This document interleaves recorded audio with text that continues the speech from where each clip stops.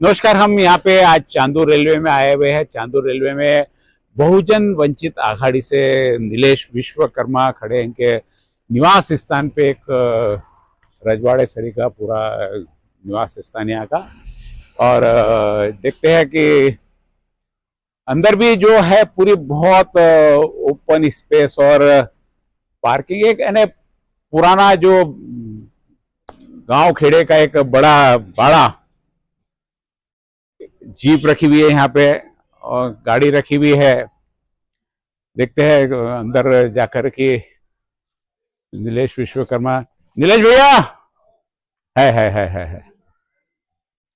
क्या इधर गौशाला भी है? वाह क्या बात है नीलेश भैया, गौशाला में। हाँ, ये हमारे उम्मीदवार।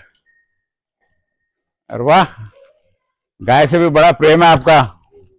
चलो, अमरावती सिटी न्यूज़ चैनल से बहुत स्वागत आपका। क्या पीछे खेती भी आपकी है पूरी? जी, ये सब पूरी खेती किसानी ये थोड़ा खेती सब कुछ। कितने एकड़ खेती है यहाँ पे? ये 40 एकड़ का एक फार्म है। अच्छा, खेती कौन करता है? खेती किसानी में करता हूं। अच्छा, या तो भूमि पुत्र है किसान। हालांकि युवा पूरे के पूरे, आजकल के युवा बहुत कम खेती की ओर आकृष्ट होते हैं, अपने बड़े बड़े उद्योग और इंडस्ट्री की बातें करते हैं हमेशा। ये खेत है नीलेश भैया का, यहाँ पे ये खेती करते हैं। खेती इनका मुख्य उत्पन्न का जरिए क्या खेती है कि और भी कोई व्यवसाय है आपके साथ में? और जी, मैं क्या है कि मेरे ग्रैंडफादर ही दूसरे महायुद्ध में थे। जी, तो उसी जमाने से खेत और खेती किसान से लगते। पारिवारिक पृष्ठभूमि में क्या रही? राजनीति में? आप राजनीति में आए? राजनीति में मेरे घर से कोई नहीं है। अच्छा। मैं छात्र संघ का चुनाव जीता था। अच्छा। और उसके बाद कबड्डी का खिलाड़ी था। कुश्ती, कबड्डी, वॉलीबॉल, क्रिकेट खेलते खेलते वाइस पार्षद बन गया। अच्छा। दूसरे पार्षद बना, नगराध्यक्ष का चुनाव लड़ा और एपीएमसी चुन के आया। फिर बहुत सारी चीजों पे होते ही संगठन में होते रहा, कारवा बनता चला गया। जी, पीछे यानी फाइनेंशियल सपोर्ट अच्छा है कहीं, यानी उसके लिए आपको राजनीति में नहीं आने की, आके पैसा कमाना है। बहुत रतन टाटा जी की बात याद आई थी कि हमेशा वो रहा कि जन्म आप गरीब के घर में ले सकते जी, और मरना आपके हाथ में है जी। तो एक जुनून था और जिस मट्टी ने मुझे सब कुछ दिया है जी। मैं पहले दूध का व्यवसाय करता था। अच्छा। तो इसी से निगड़ित था, यानी परंपरागत विषय आपका दूध का और खेती का घर का पूरा। और फिर साथ में जैसे इसमें मिलते दोस्त मिलते गए, फिर किसी जमीन में इन्वेस्टमेंट कर दो, ये कर लो फलाना, तो चल रहा है चुनाव। मुख्य रूप से जो राजनीति में अपने को अपना पूरा आर्थिक समर्थन, आर्थिक सपोर्ट के लिए करना, वो नहीं आपका आर्थिक। मुझे भूमि ने सब कुछ दिया। मेरे पास 4.5 संतरे के झाड़ थे उस समय। दूध के पैसे मेरे पास आते थे कॉलेज में जब था। फिर उसके बाद किसान खेती मेरे पास पहले से थी, तो मेरा बैक सपोर्ट खेती रही है। तो खेती यानी आपने बेची के बड़े ही नहीं तो देखा लीडर लोग खेती बेचते चल जाते, चुनाव लड़ते बेचते जाते चुनाव। तो आपने कोई खेती तो बेची चुनाव के लिए भी नहीं? मेरे सारे लोन लिया हूँ मैंने चुनाव लड़ने के लिए।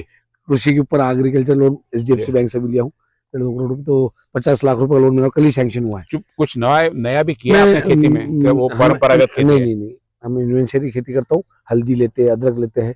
उसके बाद हम लोग ने संतरे का, मेरा जो था वो संतरा मैंने बहुत दूर दूर तक भेजा। बांग्लादेश मेरा संतरा गया है, पैकिंग का भी हमने किया है। फिर उसके बाद में संतरे के लिए संतरा परिषद भी हमने बहुत बड़ी यहाँ आयोजित की थी। संतरा मेरा हमेशा अच्छा सब्जेक्ट रहा। मौसम्बी संतरा यहाँ पर, कॉटन हम लेते हैं, तुअर लेते हैं, और साथ में सोयाबीन की हमारी फसल। जी। आपने 2 चीजें भी बताई, एक तो आपने खेती का बताया और दूसरा साथ में ही आप इसमें संतरा प्रकल्प के उद्योग को भी बने। हम जहाँ विदर्भ में अभी रह रहे हैं, पूरा विदर्भ में है, ठीक है, आपका चांदूर रेलवे एक हो सकता है, आपके पास से यवतमाल नजदीक है, अमरावती नजदीक है।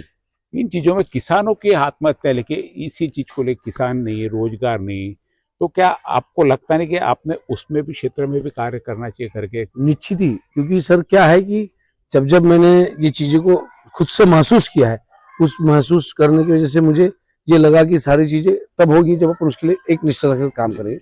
खेती किसानी में हमने है कि जो नेताओं ने किसान के नेता बन के चुन के गए, उन्होंने किसान के लिए कुछ नहीं किया।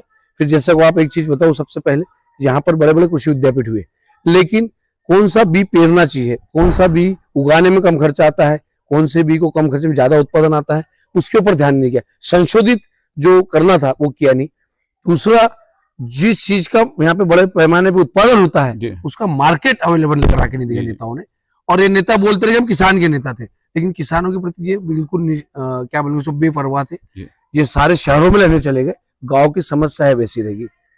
आज आपको बताओ, इस क्षेत्र में जो कृषि मंडियां है वो कांग्रेस की है।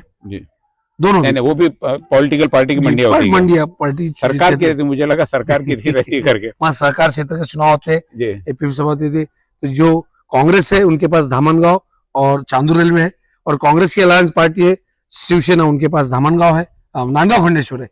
तीनों एपीएमसी सत्ताधार के पास थी, सत्ता बीजेपी की है।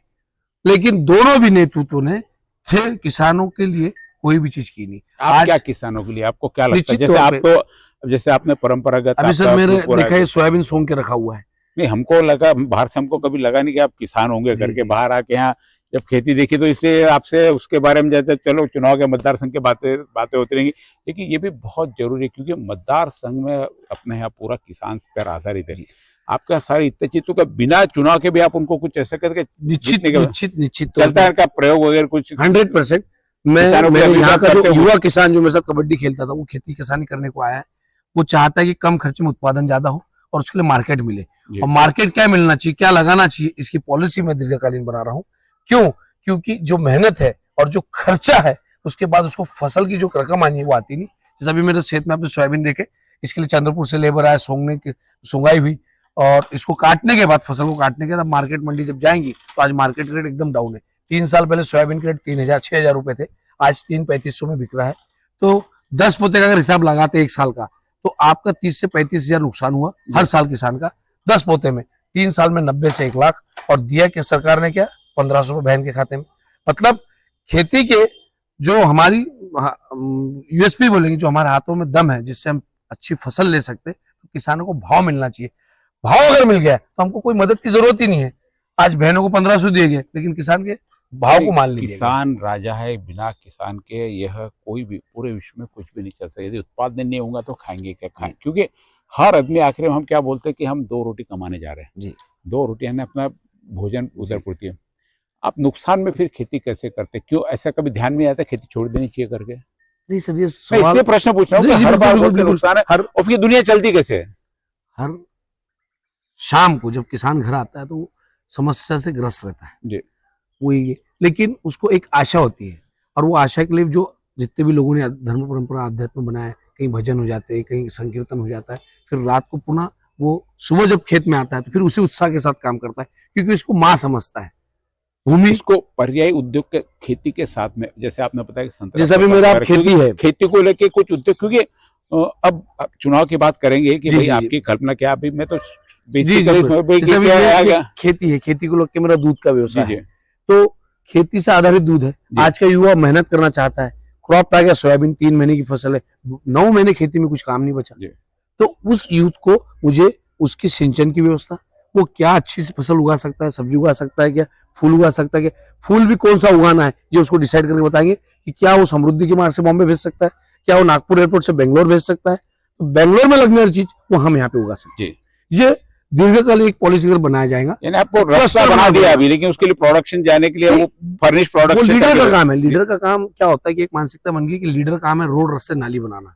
अमूमन यही सबको समझाता है। राजनीति में आना मतलब कोई ठेकेदार रहने ये बनना है, लेकिन बिजली से पानी हो गया तो विकास हो गया, बता दें। लीडर का काम है संगठित समाज को गठित करना, जिसको विजन हो, यहाँ के तरुण को, युवाओं को उस ओर ले जाना जो कि एक अच्छी चीजें ला सकता है। इन्वेंशन होना चाहिए, वो करने की मानसिकता नेताओं में नहीं रही। क्या घर भी आपने पूरा एक फार्म हाउस तरीका बनाया, पूरा ऊपर ये क्या टावर बनाया बैठने के लिए? ये टावर घर में कौन, परिवार में कौन कौन है? मेरे पिताजी, माताजी, हमारे ग्रैंडफादर, फादर, फिर बड़े पिताजी, बड़ी मम्मी, संयुक्त परिवार के हम लोग हैं। अच्छा। अभी हम 4 भाई का परिवार यहाँ रहता है, पिताजी, चाचा, चाची, ऐसे मिला के कुल 22 लोग हम इस घर में रहते हैं। अच्छा। तो पूरा कुनबा, एक कुनबा बोल सकते हैं जिसको, पूरा का पूरा हम बोल सकते हैं, बड़ा परिवार है। आपके घर के कार्यकर्ता बहुत सारे होंगे? सभी लोग, मेरी मिसेस, माँ, पिताजी। कल की रैली में आप देखेंगे तो जब घर से यहाँ से रैली निकली तो माँ, बाबूजी, बड़े भाई साहब, छोटे भाई साहब, मेरी मिसेस, बच्चे सारे तो झंडा लगाते हैं। जब भी मैं बाहर से मेरे को बोलते हो, गाय का लालन पालन कौन करता है? पिताजी वगैरह करते हैं, आप लोग करते हो? दूध का मुझे बहुत शौक था। मेरे ग्रैंडफादर का हमेशा से रहा कि गाय की सेवा करते थे। उसके बाद वो जबकि कम्युनिस्ट थे, लेकिन दूध के प्रति उनका काफी ये रहा, वो ही सब मैंने कमाया, और जो आज मैं हूँ ये दूध की वजह से हूँ। अब जब आप राजनीति में आए, अब हम तो बात कर लिया आपके परिवार की, घर की राजनीति में, जैसे आपने बताया कि युवा काल से, विद्यार्थी काल से आपने कॉलेज पहले कॉलेज का चुनाव इंडिपेंडेंट जीता, फिर मैं एनएसयूआई का अध्यक्ष बना, प्रभारा यहाँ पर लोकल सांसद थी, तो एक कबड्डी टूर्नामेंट में मैं गया, वहां मुझे प्राइज उनके हाथ से मिला, तो उनको ऊपर चढ़ने में दिक्कत हो रही थी। तो जब मैं ऊपर चढ़ रहा था उन्होंने मुझे सपोर्ट मांगा, जी। तो मैंने कहा कंधे पे रख के रखी, फिर प्राइज भी उनसे मिला। तो जब वो नीचे उतरी तो ये मजबूत लड़का साथी कौन है, इसे जवाबदारी दी जाए। अच्छा, उन्होंने तो मुझे वहां से बुलाया। आपका राजनीति हाँ, में प्रवेश हुआ और बाद में ये फिर शौक और जुनून और जी, सारी जी, जी, चीजें जी। बनते चले गई पूरी की पूरी। अब जो विधानसभा यहाँ का चांदूर रेलवे का चुनाव लड़ रहे हैं आप, जैसे खेती वगैरह, तो देखो बहुत सारे कॉमन पूरे महाराष्ट्र के प्रॉब्लम जी, है, जी। सिर्फ यहीं पे प्रॉब्लम है। मैं आपको कॉफी की ये कर सकता हूँ चालू चलो इसमें? चल लेंगे। मतलब कॉफी लेते लेते इंटरव्यू लेंगे। जी जी। जी, तो ऊपर बैठ जाते थोड़ा, ऊपर जस्ट आइए प्लीज आइए ना। आइए ऊपर इनके टावर पे बैठते चले। जी। इसमें से नीलेश विश्वकर्मा के पिताजी आज भी अनेक, हम तो लग रहा था मजदूर के रूप में गया, लेकिन इन्होंने बताया कि मेरे पिताजी है, और आज भी ट्रैक्टर, खेती, जितना भी ये खेती का काम होता है, ये सारा का सारा अभी दिन भर खेती में रहते हैं। जी, पिताजी हमारे शुगर के बहुत ये थे, शुगर फैक्ट्री के। अच्छा। तो गन्ना उस समय लगा, ऊस लाओ ऊस, जी। तो काफी शुगर में काफी इंटरेस्ट रहा उनका, जी। खेती पहले से उनका शौक तो यहाँ पे आप गन्ना वगैरह, सर सारी गन्ना फसल हम लोग सारा देते हैं। सारा। ये जो ट्रैक्टर अंदर आते हुए दिख रहा है, ये यहाँ के अभी जो चुनाव लड़ने जा रहे हैं, ये नीलेश विश्वकर्मा इनके पिताश्री है। हम देख सकते हैं कि पहनावा पूरा किसान का, कोई यानी इतना बड़ा घर और इतना राजपाट होने का कहीं पे भी कोई भी चेहरे पे और बॉडी लैंग्वेज में कहीं ऐसा लग नहीं रहा कि इतने बड़े कुनबे के परिवार के मुखिया है।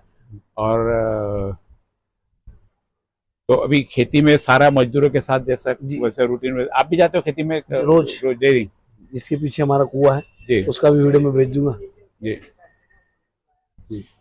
ये थे हमारे अभी नीलेश विश्वकर्मा के पिताजी। और अब बात करते हैं थोड़ी सी चुनाव की, क्योंकि हमने चर्चा कर ली सारी की सारी अभी खेती की, और खेती जरूरी है क्योंकि खेती के ऊपर ही सारा दारोमदार पूरे देश का, पूरे देश की अर्थव्यवस्था खेती के ऊपर रहती है। तो खेती मुख्य व्यवसाय हमारे भारत का है और उसके ऊपर ही सारी आर्थिक यंत्रणा हमारी चलती है।